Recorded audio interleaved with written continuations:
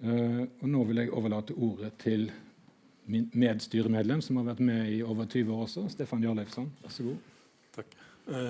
God kveld. Etter denne innledningen så skal jeg altså få lov til å være møteleder. Og jeg heter da Stefan Jarleifsson, og kveldens innleder er Margrét Ólafía Tómasdóttir. Vi vurderer å la resten av kvelden foregå på islandsk.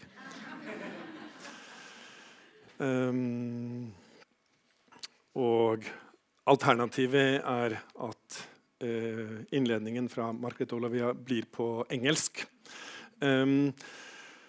Margrét skal ha en innledning på omtrent 15-20 minutter. Etter det, i neste fase, så skal jeg stille henne noen spørsmål, og så skal det gå over i dialog med salen, hvor dere kan stille henne spørsmål og diskutere med henne. Så det er gangen i det.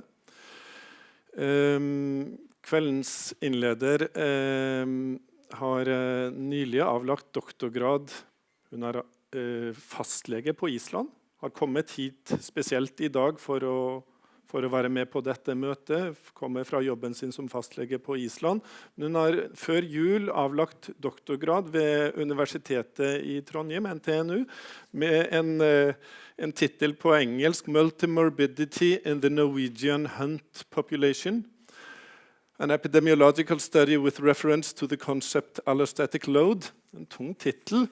Dere skal få det forklart, noe av det, og på et enklere språk, og det The Norwegian Hunt Population har ikke noe med jegere å gjøre, det kan jeg avsløre allerede.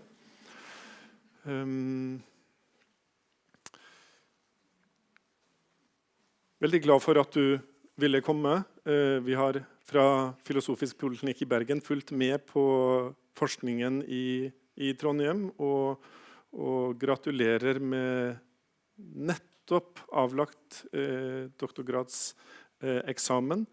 Vær så god, ordet er ditt. Si ifra hvis du trenger teknisk hjelp fra meg eller de bakerst.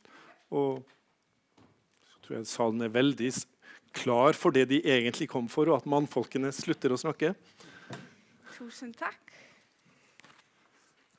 Takk for å ha meg her i kveld. And that's about my Norwegian.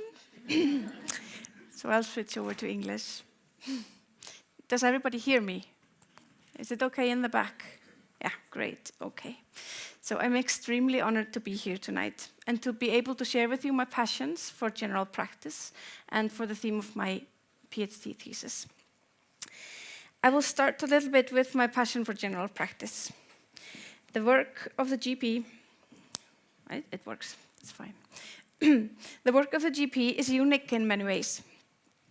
It's unique as it builds on long-term relationships between doctor and patient through the life course of the patient from the cradle to the grave.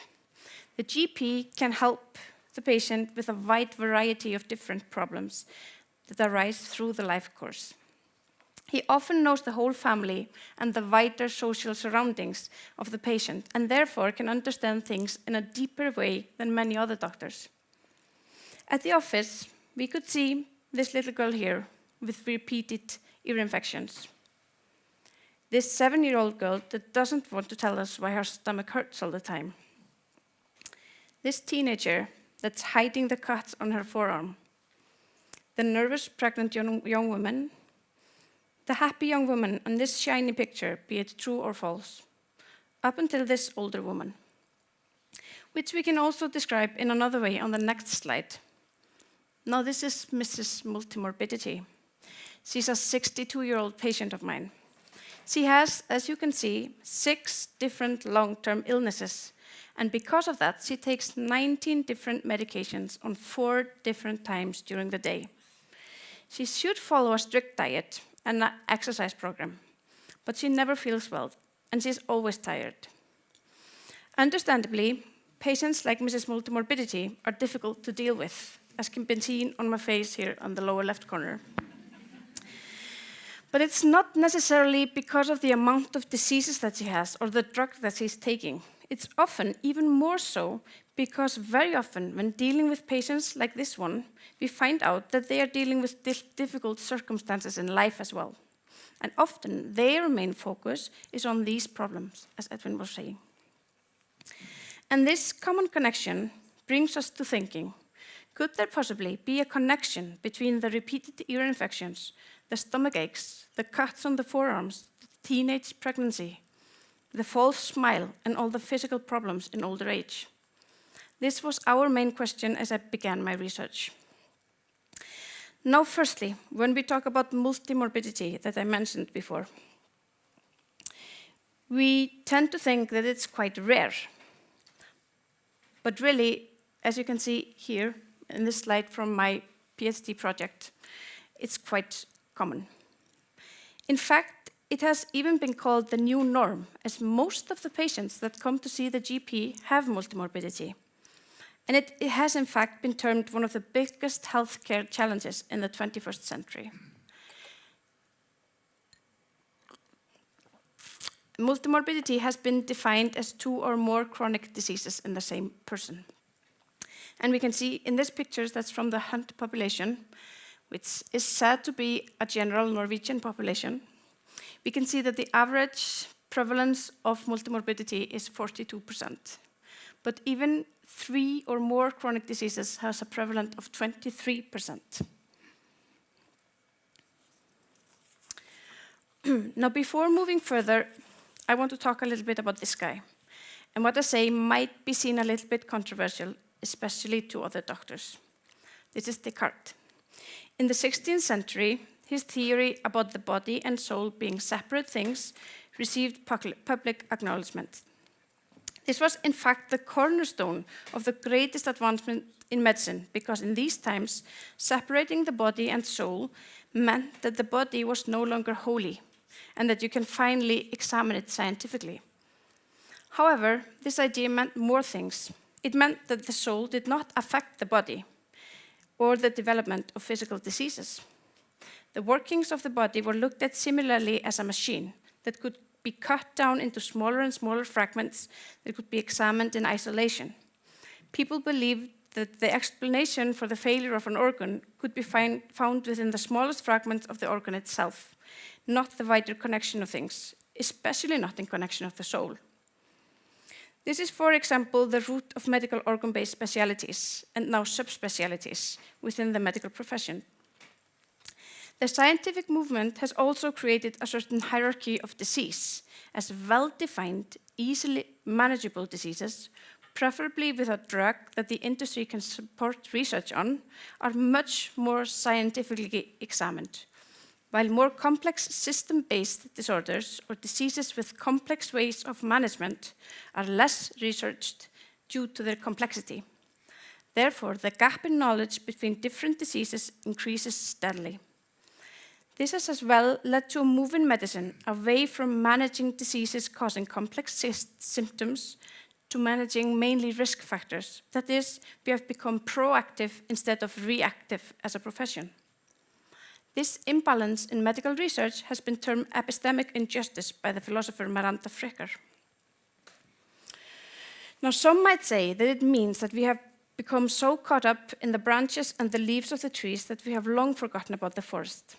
However, the forest is where my interest is, and that I will try to talk about tonight.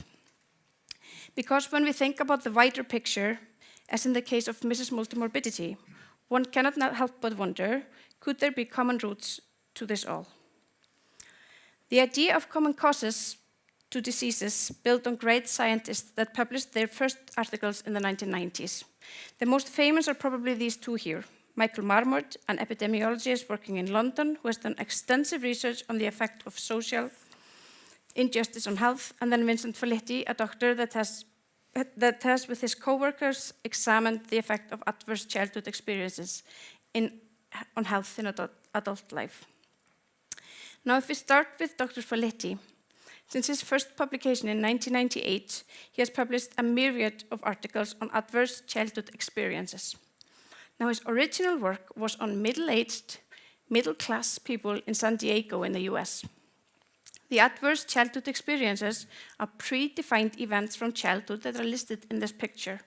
It's physical, emotional, and sexual abuse, physical or emotional neglect, or household dysfunction, such as a parent with serious mental illness, a parent in prison, violence against the mother, substance abuse in the home, or divorce.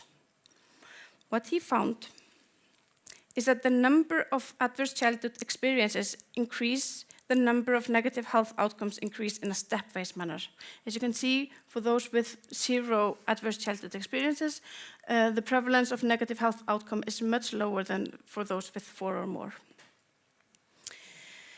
The possible risk outcomes are listed on the picture here, and in the lowest you can see that it's heart disease, cancer, stroke, COPD, and osteoporosis, to name a few, but there are a myriad of different diseases. Felitti has said the following about what he calls the public health paradox, and this is a quote I find extremely important.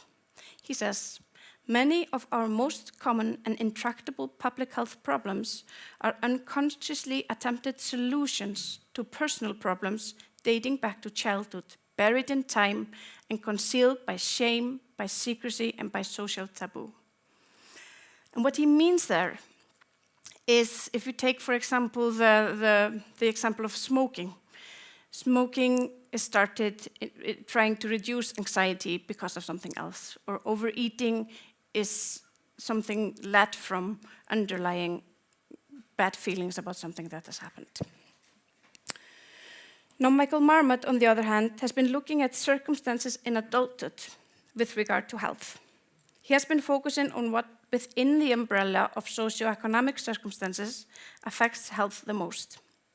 Now, here in this picture, we can see first, in the upper right corner, the effect of job security on health. We can see that women with less job security experience their health generally to be worse. And here on the lower picture, we can see the connection between work effort and heart disease. There we can see that those that put low effort but get great reward, let's say those that are in the higher rankings of a company, have lower prevalence of heart disease than those that work hard but get low reward, like, for example, those that are cleaning. And here we can see a publication from 2012 showing the effect of socioeconomic status on the development of multimorbidity. We can see here that those in the lowest socioeconomic position, that's the one with the red line, have a much higher prevalence of multimorbidity and develop multimorbidity 10 to 15 years earlier than those with the highest social position. That's the black line there. Margrét, did I tell you about the rule that I can interrupt at any time? No. No. But I like that rule. Yeah. I didn't tell you because I just made it up now. No. Oh, no, actually not. I'm sorry about that. I didn't warn you. We sometimes like to interrupt, and we sometimes. Skal jeg ta dette på norsk? Du forstår jo norsk. Ja, det er fint. Du forstår det. Av og til, hvis vi har en fornemmelse av at noen i salen ikke kjenner alle begrepene, jeg tror at du godt kan gjenta hva multimorbiditet er, selv om din definisjon var egentlig klar. Og hvis jeg kan si at jeg tror at prevalens rett og slett kan være fremmed for noen av de ferske legestudentene. Hvis du orker å ta de en gang til før du går tilbake til den sliden. Ja. So if I explain what multimorbidity is once more, and I'm sorry if I speak too fast, I tend to do that when I'm a bit stressed. Multimorbidity is defined as 2 or more chronic diseases in the same person. So it means that the same person has, for example, long-term lung disease and heart disease, or depression and chronic pain. And then you can have even more than that, but the basic definition is in 2 or more, and then a lot of people have 3, like I said, 23% of the Norwegian population have 3 or more chronic diseases, and then it can be even more diseases. And then about prevalence, it means just how many, what the high percentage of the nation is having disease. And if I can I explain this picture a little bit further, because I like this picture a lot not really because of the prevalence of multimorbidity. And I don't actually think that it's just because it's the theme of my thesis, I'm a bit stuck with that. But it's not the main thing that we should be talking about here. We are talking about the effect of life circumstances on health. And multimorbidity is just a term that we use for worse health. So in this picture, what I like to see, or what I find interesting, is this is the Scottish nation. And it's actually a study that's done on the whole Scottish population. And we can see here, because no other country in the world has such stiff rankings of social status as the UK. So they have 10 different socioeconomic classes. And Scotland really has a lot of people in the lower classes. But we can see here that the top line, those with the worst health, they are the ones with the worst social status. And the black line are the ones with the best social status. But what is interesting is you can see all the different socioeconomic positions in between. So you can see here, there's a clear difference between those that are best off and those that are second best off, or third best off, or fourth best off. And it goes linearly through the whole picture. And that's very interesting, because often we link socioeconomic position to something like poverty. But here we can see that, I mean, if you're in social class 2, you're pretty well off. So that's not the whole reason. There's something else there. And I think it's stress. But I will come to that a little bit later, and we could maybe discuss that afterwards. Is there a new rule, or should I continue? It's a bit like a game. Yeah, I like it. Så regelen at nå fortsetter du, og så kan jeg avbryte igjen. That sounds great. Aha. Unnskyld. Beklager. No, yes, because the next thing was a very complex picture that again is just a metaphor for something that I'm working with. So I was just going to skip over it very easily, but it's about allostatic load, and that's again one of the themes of my PhD. So I'm stuck with that as well. But what it handles, what it's about, it's based on Bruce McEwen, that's a neuroendocrinologist in New York. And he started publishing about the same times as those people that I was talking about before. And what he has been examining is the effect of biology on health. So he's examining how different levels of stress affect different parts of our biology in different ways. And in this picture, he's trying to show how it affects the immune system, the autonomic nervous system, and many different systems, with chronic stress leading to long-term changes in health. And what he's been thinking about as well is that the effects on this biological imbalance that's caused by stress is by mental gains and physical gains, something like strong relationships, physical activity, good sleep, healthy food. That's something that's gaining and making our biology better. And then on the other hand, something that's draining our mental side or our physical side, like sleep deprivation or overwhelming demands or something like that. And it's allostatic overload or too much stress on these systems has also been called just toxic stress. And it refers to strong, frequent, or prolonged activation of the body's stress response systems in the absence of buffer and protection of adult support. Or, oh no, I was trying to go backwards. Or these gains that I was talking about here. So what I like to describe it as, coming from Iceland, is something like a boiling volcano. So if you're under chronic long-term stress, our system is like in great imbalance, and the power of the balance becomes stronger as the gains or the drains are more on the negative side, until it erupts in different patterns of diseases or symptoms. And this turns into what Anna-Louise Kirkingen has been writing about as well. I will talk about her a little bit later on. She's a professor in Oslo that's been writing about adversity in childhood, and actually violence in childhood, sexual violence, and the effect on health. And she has listed here what helps us, the gains, or salutogenesis, things like trusting or belonging, having honor or pride. Or on the other side, the things that drain us, the things that increase the stress or make the allostatic balance worse. Things like threat, isolation, humiliation, guilt, and shame.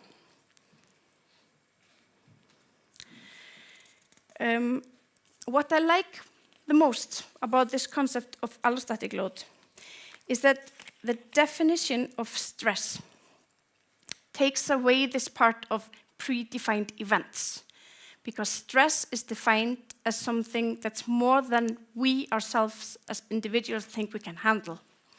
So nobody can actually tell how this boy reacts to his dog when he meets him. He could be really glad, or he could really be afraid, depending on different types of things happening earlier in his life. This comes into another philosophical term as well, that's been called embodiment. And it was put forward in the early 20th century by the French philosopher Merleau-Ponty, but later by epidemiologist Nancy Krieger and through the works of Anna-Louise Kirchingen. And it describes philosophically the same thing that allostatic overload is trying to describe biologically. It's how our experiences are inscribed into our bodies each and every day, having effect on our body and how it works. So actually, this cartoon that everybody likes so much is probably true. There are only two kinds of people in the world, you and then everybody else. Your reaction and then everybody else's reactions. They are different and they have different effect. So now if I move over to my PhD thesis, this is actually the hypothesis behind the thesis, and if I just focus on the easiest part of it, it's what we thought that existentially demanding circumstances or difficulties, both in childhood and adulthood, would lead to this allostatic overload, this biological imbalance that would then lead to ill health, which we looked at as multimorbidity. And first we looked at childhood, and different from what Felitti did with these adverse childhood experiences, we wanted to move over to subjectivity, just open-ended question. So we just asked one question. When you think about your childhood, did you experience it as good, very good, average, difficult, or very difficult? And here we could see 4.5% of the population had a difficult or very difficult childhood. And that's a little bit lower than most other studies. When we have these predefined events, it's up to 25% or something like that. Yes? Vil du være så snill å fortelle hvilken populasjon? Og, yes. Og mange vet ikke hva HUNT er. So, the HUNT population, it's an ongoing epidemiological study in the Nord-Trøndelag, so up in north of Norway. HUNT, yes. Helseundersøkelsen i Nord-Trøndelag. And that's a study that's been going on for about 30 years now, up to 40 years. It's going through the fourth phase, but it started in 1980 something, and it's questionnaires that are, everybody in Nord-Trøndelag are invited to take part. So it's a population study, everybody can take part. And in the latest part, there was about half of the population that took part, and earlier research there was a little bit more. And it's everybody in the county from 20 years old and up to 90, or as old as you get, really. But we looked at the population from 30 to 69-year-olds. And these were the results from that. But like I said, the prevalence is a little bit lower than very often. And when we looked at the experience of childhood and multimorbidity or ill health in adulthood, we can see if we just look at those that had a very good childhood, which is the dark blue line, and those that had a very difficult childhood, which is the red line, there's very much difference. And what was interesting, especially like the picture that I showed you before, that when we look at all the different types of childhood experience, we can see that they line up linearly. So here are those that had a very good childhood. These are the ones that have no disease when they are adult. A very good childhood, average childhood, difficult, and very difficult. So here, very few have no disease if they had a very difficult childhood. And when we go to multimorbidity, those that having 2 or more chronic diseases, it switches completely. So here at the top, with 3 or more diseases, are those that had a very difficult childhood, then difficult, average, good, and very good. And the difference was actually, for those that had a very good childhood, 44.8% had multimorbidity in adulthood, but those with a very difficult childhood, 77.1%, which is a prevalence ratio of 1.9. This is quite a lot. And when we looked at individual diseases, we could see the same patterns for all the diseases except for 2. We can see here, up here with mental health problems, that it was 7-fold increase between those that had a very good childhood and those that had a very difficult childhood. And it was 4-fold increase for asthma and dental health problems and fibromyalgia and chronic lung disease, and double for a lot of other diseases. So it was only hypertension and cancer that wasn't significantly different between the groups. And then going down to the biology again, or not really biology because we were looking at other things, but it went into the pattern of this allostatic load. We could also see that those that had a very difficult childhood, when we're looking at the women, they were on average shorter, and they had larger waist and higher BMI, and they had lower blood pressure and higher heart rate, and higher non-fasting glucose. So there were other differences as well. And this with the height is very interesting as well. You can see that actually when you look at papers back to the 15th or 16th century, we can see that those that had a very hard time, they were shorter than those that were living a good life. And we can see that still here in the 21st century.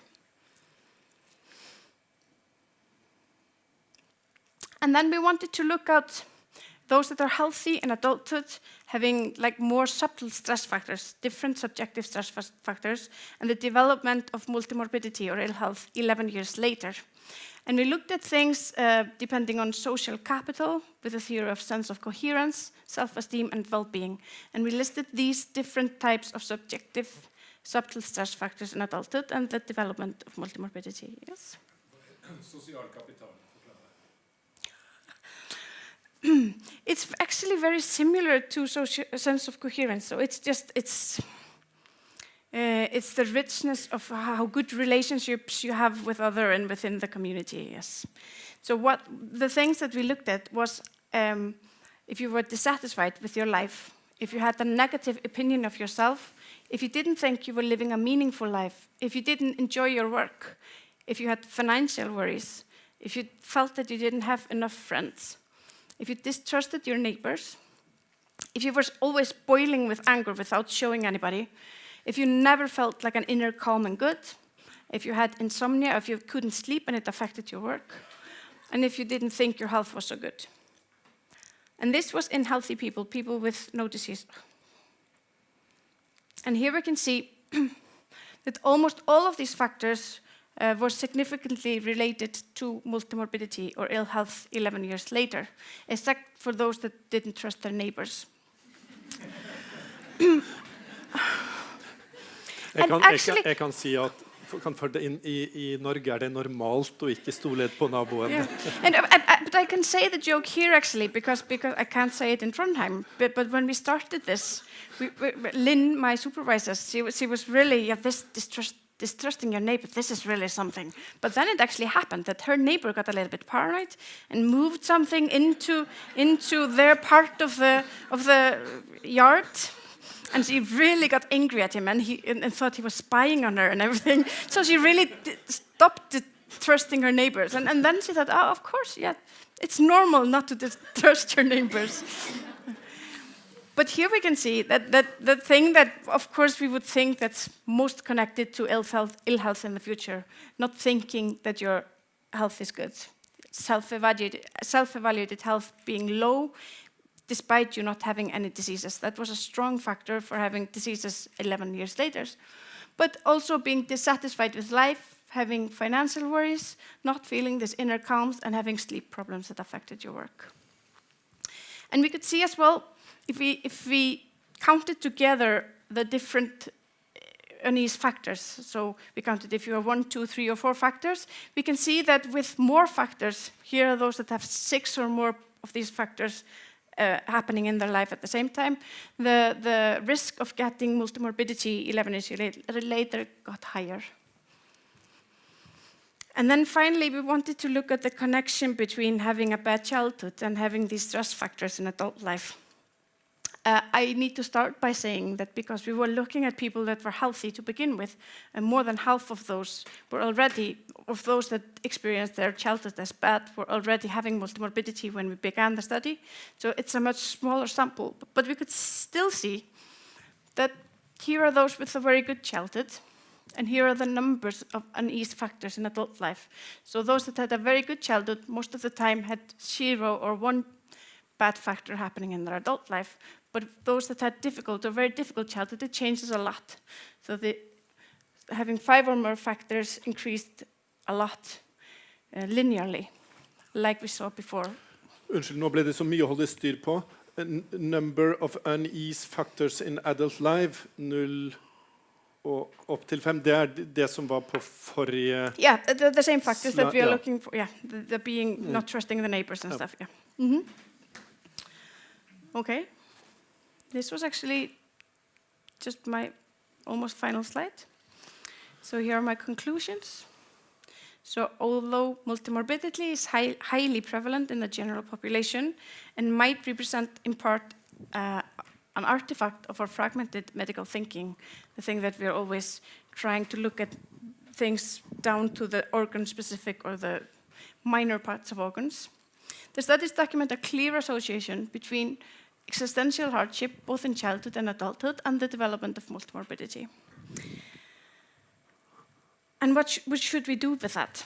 And I just wanted, Vincent Falitti, the one that started with the adverse childhood experiences, he was in Iceland in 2017, and he was talking about results from his studies that showed that recognizing, discussing, and acknowledging the difficulties, only that, just opening up to it and saying, oh, that must have been difficult, and that could be related to how bad you feel now, that had very significant effect on people.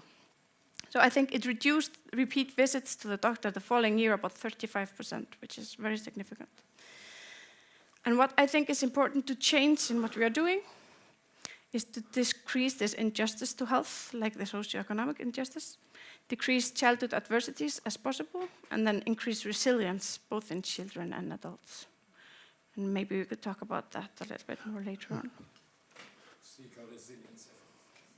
Yeah, so resilience is how well you can cope with things. So if you easily brush things off, or if you really take them in. And that's something that you can actually train. And it depends on your social surroundings and your social capital. But that's something that you can train both in children and adults, and could really have an effect on how you cope with having had something bad happen to you. Mm-hmm. Okay. Okay.